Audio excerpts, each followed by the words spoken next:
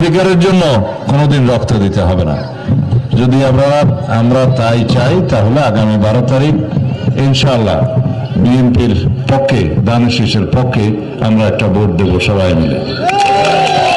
উন্নয়নের স্বার্থে, সুশাসনের স্বার্থে, সমৃদ্ধি এবং অগ্রগতির স্বার্থে ধানের শীষের প্রতীকে একটা ভোট দিবেন আগামী 12 ফেব্রুয়ারি ইনশাআল্লাহ।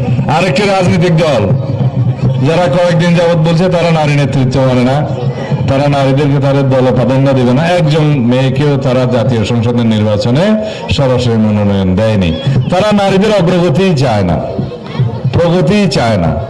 অথচ আমি খুবই আনন্দিত হয়েছি, খুশি হয়েছি, আপনারা সবাই পর্দানুশীল, সাথে সাথে প্রগতিশীল, এবং আমাদের মা বোনরা শিক্ষিত হয়ে আস্তে আস্তে সমাজে প্রতিষ্ঠিত হচ্ছে।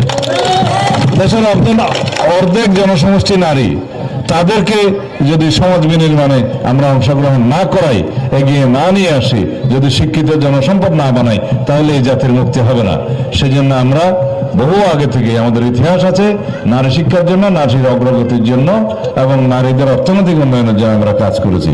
আমরা বলেছি এছাড়া পরিবেশের ক্ষেত্রে এবং খাল খননের ক্ষেত্রে, অন্যান্য পলিথিনের ব্যবহারের ক্ষেত্রে পলিথিনের ব্যবহার কমিয়ে আনার জন্য আমরা বিভিন্ন কর্মসূচি নেব।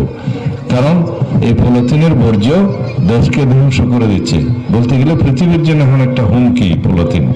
তো সেই জন্য আমরা এগুলো সব কর্মসূচি প্রণয়ন করেছি।